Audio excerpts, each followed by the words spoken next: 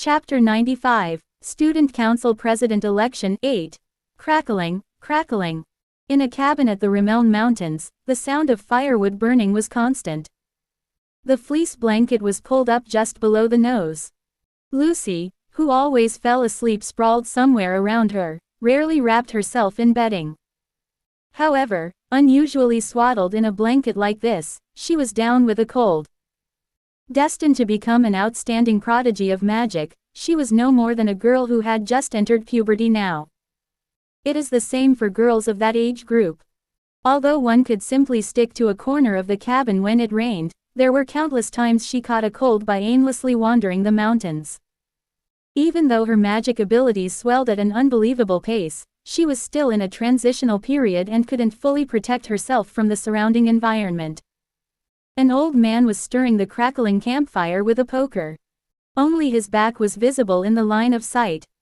But from the bent back and hunched shoulders, it was clear he was a diminutive old man in the twilight of his life. He definitely had glorious days in the past, obviously long before Lucy was born. He roamed the continent researching all kinds of high-tier magic, took in many disciples, started a family with his beloved, made a name in the academic world, became the leading contributor in the subjugation of high-tier magical beasts, and even received accolades from the royal household a number of times. It had been a life charging full speed on an open road. He had carved out more achievements than most, simply because he never looked back as he ran forward. Nevertheless, the days of the great archmage were drawing to a close in a cabin situated on the outskirts of a mountain range that saw few visitors. What had happened, what he had gone through. Now, alone in the cabin, poking at the fire, with not even his numerous disciples or beloved family by his side. The only tie he had left was a girl who hardly qualified to be called his disciple. Getting soaked in the rain and rolling around outside, it's only natural to get sick. Quote, "You, Lucy, will undoubtedly become a magician so strong that others won't be able to follow." Quote, "The feeling of being sick will surely become a distant memory of the remote past." Quote, "Situations where you're bedridden with a cold, or injured directly, will become increasingly rare." Quote, it's uncertain how deeply naive Lucy understood these words. Still, Gluck found meaning in the act of speaking itself. Due to your innate abilities, life might seem uninteresting, or everything may appear meaningless. You'll meet plenty of inadequate people, those who dedicate all their lives to things that seem too easy or trivial for you. Quote, so, cherish these feelings you have now. Quote, the sensation of being ill will surely turn into a vague memory of a distant past. Lucy might not fathom the significance of this yet, but at least, she could understand that Gluck wanted to convey something. After all, these memories had already sedimented into the deep past. SSSHHH. Spring rain lashes against the skin. Crossing the rose garden of the Ophelius Manor, one finds maids and students petrified, trapped in a time prison, standing in rows like statues. Lucy, staggering through them, firmly grips her hat and looks up at the sky. The persistent rain heavily weighs her down. Even if few knew, Lucy, despite her inherent laziness, held respect for those enthusiastic about life. She simply didn't show it or lend a hand, but would never belittle them as insignificant or look down upon criminals. It goes without saying that this was Gluck's influence. With half-open, dazed eyes, wandering through the Rimmel Mountains, the old man's passion for life had to be watched closely and lived by. The man, who had let go of all his life's achievements and had become a meager and ragged old man, alone in the mountains, still strove to live each day with value. The realization that she harbored more than just affection for Ed, even when cornered, came from an inward acknowledgement of how tenaciously he clung to life. At the very least, he wasn't a man worthy of a hollow death. Lying old man. Quote, had he not said, one day as a powerful magician, pain and hardship would turn into forgotten memories of the distant past. Yet what rose sharply in her chest was the long-forgotten pain. Single quote, the preciousness that becomes greater after loss is what truly holds value. Lucy knew this fact well through experience. And she did not wish to experience it again. The time spent gossiping around the campfire munching on grilled fish, or lying limply on Ed's lap while reading a book and aimlessly gazing at the sky, weren't anything special. But she knew, they were the truly valuable moments. How vulnerable are human beings? Though she was born with the ability to manipulate high-tier magic with the dexterity of her limbs, and her talents made even historical geniuses shake their heads. The irony that the death of just one person could hurt so much. Boom! Just then, as Lucy walked resolutely toward the main gate of the Ophelius Manor, a massive explosion erupted beneath her feet. Enormous smoke billowed, and intense heat enveloped the area, but Lucy cleared all the aftereffects with just a wave of her hand. That was quite a coup de grace, of sorts. Quote, merely by walking to the main gate of the Ophelius Manor, the people Lucy suppressed became apparent. Ophelius Hall head maid Belle Meyer, 4th-year Magic Department top student Patricia Bloomriver, 4th-year Alchemy Department top student Dorothy Whitepelts, 3rd-year Combat Department top student Drake Loggers, and even 14 senior maids. If she dealt with such a force single-handedly without a scratch, at least within these walls, there was no one who could stand against Lucy. The girl now facing Lucy must also understand that she has no chance of victory. 2nd-year Alchemy Department top student, a meddler named Elvira. Armed with all sorts of magic engineering tools and alchemy potions, basic spells, her combat abilities were significantly inferior compared to those of other top students. I had presumed you'd be more rational, Lucy. Quote, ellipsis quote. Lucy's frosty eyes stared silently at Elvira, who stood guarding the doorway. No, or rather, you're actually still rational to an extent, right? The magosphere filling the sky above Ophelius Manor, maids trapped in the time prison, the rose garden filled with magic formulae bestowed by Lucy. While it seemed like an absurd chaos had been wrought, there was a clear line to Lucy's tantrum. Unnecessary destruction was somewhat suppressed, and of course, there was no loss of life. She seems capable of demolishing the Ophelius Manor if she truly lost her mind, but that was, after all, a last resort. The students of Ophelius Hall were busy trying to escape. Menial maids were leading the race, sprinting out through the back entrance. Elvira, if she could stop Lucy's progress even momentarily, that would be enough. Move aside. Quote, but perhaps, even that was presumptuous. As if sweeping away leaves blocking the view in the forest, her motion, just a simple flick of her arm, was all it took. With that gesture, Elvira was hit with a magnitude of magical power she could not have hoped to withstand. It wasn't even magic. It was merely a physical force created by materializing and thrusting forth mana. Yet, Elvira's body was flung into the flower bed. She was well aware of the disparity of strength. Elvira's true intention was the array of magic engineering tools she had set near the main entrance. With the click of a switch, mana began to rise from behind the pillars at the entrance, hidden in a concealed space. If simple force couldn't defeat Lucy, she had to rely on the laws and principles. Even Lucy, born with immense power, couldn't escape the providence of the world. Rain makes you wet, wind makes your clothes flutter, cold lowers the temperature, and boiling water eventually evaporates. The basic laws that make up the world, no one but a deity is free from them. Even if it is sanctified magic that twists these laws, the basic principles of mana cannot be escaped. Thus, Elvira decided to evaporate the mana in its entirety. As the hidden machinery behind the pillars came into view, the various magic engineering tools Elvira had brought from the secret laboratory, filling a large backpack, were revealed to Lucy. They seemed to number in the dozens. It was impossible to list each by name. The quantity was that vast. Huff. Elvira, who had been thrown out, wiped her mouth and stood up, pulling together the smidge of mana she had to manifest a new spell. She raised her hand towards Lucy and clenched it tight, causing the various magic engineering tools she had installed to begin running amok all at once. The Crux Mana Separator, the Noise Generator, the Elemental Reversion Stimulator, the Claw Hand, the Wave Orb, the Illusion Disc, the Catlin Mana Purifier. All sorts of magic engineering tools that Elvira had spent her scholarly life researching after joining the Sylvania Academy burst into action.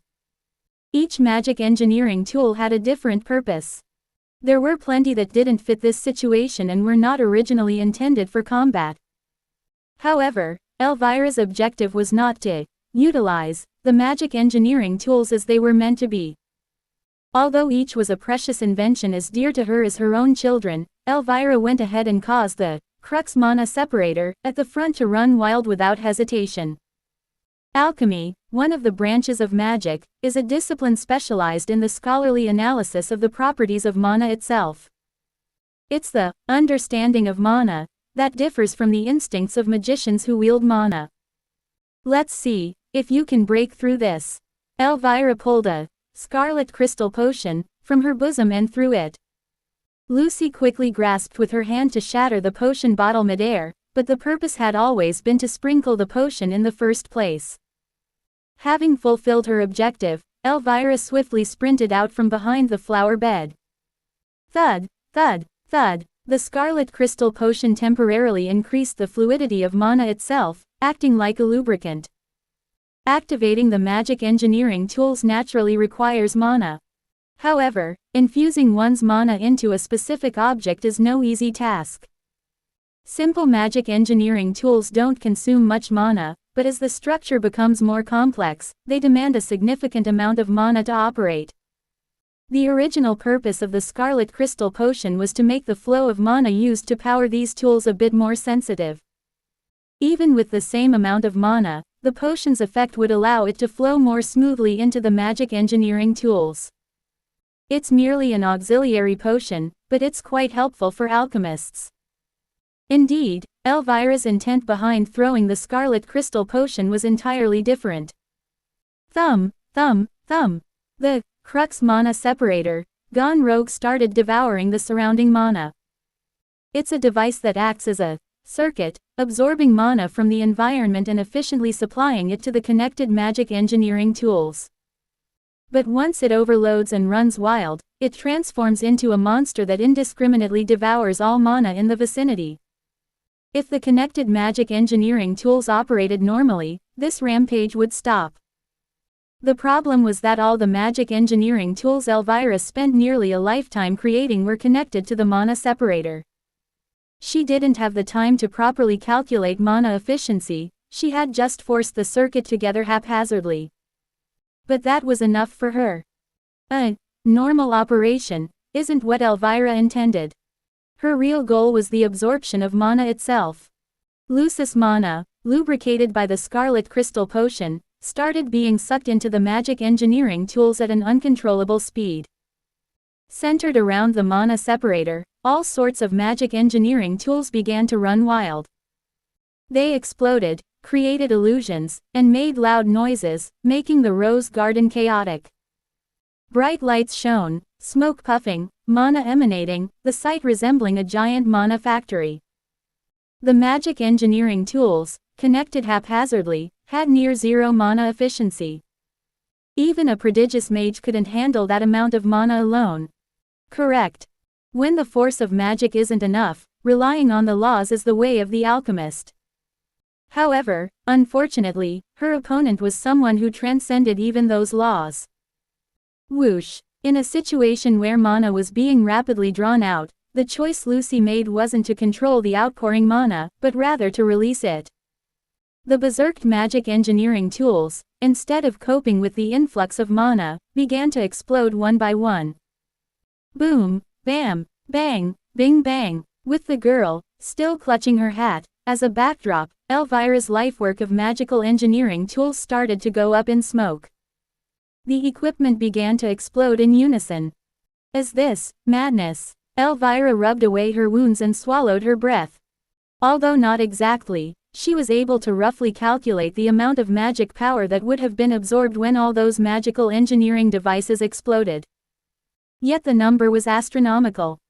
It simply wasn't at a level that could be academically predicted. In the midst of the explosion, Lucy turned around, her eyes disturbingly eerie. She seemed devoid of any emotion, yet it was precisely because of this that Elvira could tell a storm of emotions was swirling inside her. Stopping that girl was impossible. Yes, this is what they meant by the realm of impossibility. Single quote. Banging one's head against something impossible was foolish. Overcome by fear, she involuntarily took steps backward, but Elvira clenched her teeth and stood up straight again. If it's come to this, I'll just have to smash the entrance. She attempted to invoke basic fire magic, but with a gesture from Lucy, Elvira was pinned to the ground and subdued. It was over in less than a second. Arg, cough. Elvira rolled on the blood-stained marble floor. Biting her tongue during the fall, her mouth filled with a metallic taste. Having rolled right up to Lucy, Elvira looked up to see Lucy's eyes staring directly at her. A primal fear overtook her. There was no intent to kill in Lucy's eyes. Naturally, as she had no intention of causing casualties. If there was no need to kill, she would not. Yet, Elvira was swirling with a certain conviction that if it were necessary, Lucy could do it. To interfere with this girl now would be insanity. Her brain screamed that truth. However, Elvira's hand reached out through the pouring rain, grasping at Lucy's ankle. Quote. Lucy did not speak. It was Elvira who broke the silence first. If you go on like this, you'll regret it. Was it only her mouth that was alive? That wasn't the case. I get that it's painful, but the dead won't come back because of this. Please, think of the departed ones for once. Quote. Even Senior Ed wouldn't have wanted this. For a while, only the rain poured down. The sound of the spring showers hitting the world equally filled the air. That, I will decide after meeting Tanya. Quote. At that moment, as Lucy looked down at Elvira, she began to invoke the time class empowerment magic, time prison. Single quote. Crash. An impossibly fast sword strike ensued, but it could not cut Lucy. It could, however, separate Elvira and Lucy. The figure that darted between them launched another sword strike towards Lucy, prompting her to swiftly leap towards the rose garden, widening the gap. Elvira was completely overwhelmed, unable to control even her own body. All she had tried to do was desperately grasp at Lucy. The man standing erect before Elvira, sword pointed at her, cursed. I'm really insane. A madman, a lunatic. Already long and gloomy hair became darker as it soaked in the rain, tremors visible in his heavily dark-circled eyes. Clevius Nordendale, second-year combat department's chief, a boy who couldn't control the blood of the sword demon in him and ended up killing his own brother, cast out by his family to lead a gloomy life.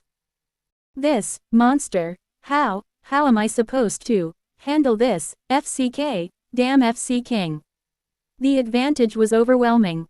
Within the students of Sylvania Academy, none could defeat Lucy Mayrill. A trial that 100 out of 100 would categorize as impossible. To anyone, fleeing was the correct answer. Clevius had many chances to escape. Lucy wasn't even hostile to him. After all, Clevius's constitution wasn't robust enough for Lucy to consider him an enemy. Clevius lived the life of a runaway.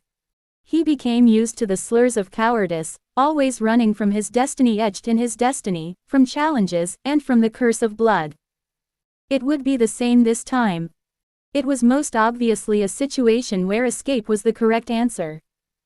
No one would blame him if he fled. Nonetheless, Clevius drew his sword. Not all students from Ophelius Hall had evacuated. The maids hadn't completed all their duties either. Indeed, it is foolish to challenge the impossible. That sentence that must have been constantly rehearsed in Clevius's heart floated up to his heart again.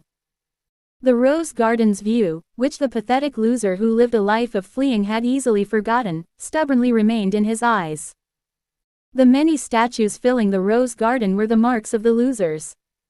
Yes, they were all losers. Fools, both this man and that, who charged at the great disaster known as Lucy Mayrill despite sensing defeat. They were all fools who rushed behind the romantic words of duty to protect the students, of justice, and ended up incomplete in their own deaths. The young alchemist lying behind was no different. No matter how much she was the second-year alchemy department's chief, she knew well enough that it was impossible to fight such a monster alone. Yet his feet would not move. They were his legs, yet they refused to listen. You can't pass, damn bastard! Exclamation mark! Quote.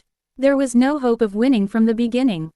However, if he could somehow stall for time, then perhaps. Clevius screamed and rushed at Lucy with his sword.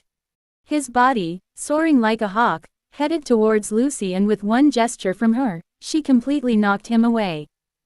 Unable to withstand the magical bullet, Clevius's body received a huge impact and rolled into the flower beds. Again, the outcome was decided in less than a second. This, stupid, Clevius. The fallen Elvira clenched her teeth and could only watch the smoke rising from the flower beds. Lucy let out a small sigh and calmly looked at Elvira, then eventually moved toward the main entrance of Ophelia's hall. To stand in her way was madness. Clang, clang, whoosh. Zix Effelstein was capable of handling almost every type of weapon. He could have enrolled in the combat department without it being strange, given his abilities. What he swung now was a ceremonial rapier that had been decorated on the fireplace. He mixed in actions from his own interpretation to the ceremonial rapier sword skills he'd learned from the Islan household. Startled by the incoming sword strike, Wade quickly took a defensive stance. Expecting thrust-focused strikes, Wade found unexpected freedom in Zix's moves. No, this is. To find a gap in Zix's ability that wasn't constrained by weapons was tough. The life of a beast wandering the northern grasslands and the life of a noble learning decorum in the Islan mansion melded together to form his swordsmanship. It was highly practical, yet not isolated completely from theory. For Wade, who had mastered the noble's swordsmanship to the limit, it became a challenge too tough to handle. The level was simply unopposable. Although Wade himself was a strong enough figure as well, if he were to oppose Zix through swordsmanship, he would need to overturn entirely the ideology of his martial arts. But it's not completely without gaps. As Wade tried to exploit a gap that momentarily appeared on Zix's flank, his sword strike was repelled with a whoosh and a clang. Wade couldn't understand the situation for a second. Zix should have been in a position that couldn't deflect a sword. However, realization dawned. It wasn't Zix's sword that had repelled Wade's blow, it was magic. An air blade summoned by Zix had deflected the attack. The gap on his side had been deliberately exposed. By the time he realized, he was already struck on the neck with the sword handle. Herc. With that, Zix kicked Wade's abdomen. Wade, sent rolling to the corner of the room, coughed violently a few times before barely managing to get up. Are you done? Of course not, Senior Zix. Quote. Wade brushed down the corners of his mouth, stood up, and glared at Zix again. And then he recognized the gap in their skills. A fact so tangible it was strange he had forgotten. Zix was a magician. Swordsmanship was just secondary. Upon realizing that, Wade experienced the categorical difference between him and Zix. Still, he smiled. Do you think he'll give up so easily? Senior Zix. Quote, hey, hey, I take joy in fighting the strong. To have the chance to fight a mighty human from the magic department like Senior Zix, how could I give up so easily? Quote, Wade chuckled as he rose and picked up his sword again. Please, make it a bit more enjoyable for me. Quote, Zix crossed his arms and quietly watched Wade. He then closed his eyes before slowly speaking. How petty, Wade. You don't enjoy the match, you enjoy victory. I guess you wouldn't have that kind of competitive spirit unless you saw some possibility of winning against those guys. Quote, what are you saying? Originally, you're a small fish. Answer me. If you really wanted to fight a true strong opponent, why specifically challenge me from among all the second-year magic department students? Zix, rapier once again pointed at Wade. The magic department's second-year chief isn't me, it's Lucy Mayrill. Quote, that statement hit the bullseye. Zix had seen through Wade's inner thoughts all along. It's easier to categorize it as impossible and dismiss it. After all, there indeed seems to be no chance of winning. You couldn't possibly win, can you? That's natural. Yes. That's your capacity. Quote, Zix, sword thrust once more against Wade's. Krr. Wade was overwhelmed just by defending. Exchanging swords, Zix looked him straight in the eye and said, Hold your sword tightly. You coward. Quote, it was the first time Wade had seen Zix, usually so earnest, spew curse words. Was that also part of the strategy to unnerve him? Despite Zix's warning, the sword in Wade's hand dropped. He had kicked the sword surface squarely during a moment of distraction. Clang, clang, Wade's sword tumbled through the air a few times before rolling on the floor. Zix's rapier was now aimed straight at Wade's throat. This is looking for excuses, or finding reasons to accept the inevitable defeat. Wade's pupils flickered several times. There was nothing he could do but indicate surrender. Continuing to resist in such an overwhelmingly unfavorable situation would be madness. Not that there was no way to resist. Pretending to be insane by grabbing the sharp rapier blade and throwing himself forward, preparing to be stabbed somewhere while picking up the sword, anyway, as long as he's ready for a fatal wound, there were an infinite number of methods. But Wade knew all too well, from too much experience, that continuing to fight would only increase his injuries. Unable to overcome that fear, Wade slowly raised both his hands. Right, that's your limit. Quote, boom, rumbling, that was followed by the sound of collapse from the entrance of Ophelius Hall. Asterisk, it was as if a huge cannonball had hit, not a sword strike. One could scarcely believe that result came from a single strike. The columns supporting the entrance of Ophelius Hall were utterly crumbled. Rumble, thud, smoke rose amidst the trickling rain. The boy, who had somehow emerged from the flower beds, was bleeding profusely from the top of his head. He stood again in Lucis' path, an atmosphere almost inhuman with the sheer ghastliness of his aura. With hair plastered down by the rain, hiding his expressions and gaze. He was visibly injured on one leg, kneeling on one side in a stooped posture, clutching the sword in its sheath. Even though he knew he couldn't win, he would at least stall for time. There was no guarantee that stalling for time would resolve anything. Hoping that some superhero on a white horse would appear and set things right, he found such hopes were as empty as they felt. The unrelenting rain. The Ophelius Hall's entrance, now a ruin. The sword demon, drenched in blood and gripping his sword hilt, sat quietly with his head bowed. Absent his usual barrage of curse words, and the sound of teeth chattering in fear, the silence on this day was chillingly quiet. In the silence, the sword demon seated there seemed as if time itself had stopped around him. And the fallen Elvira momentarily forgot even to breathe. If you want to have more videos like this, then like and subscribe to my channel, and have a nice day or evening or night. I will see you soon.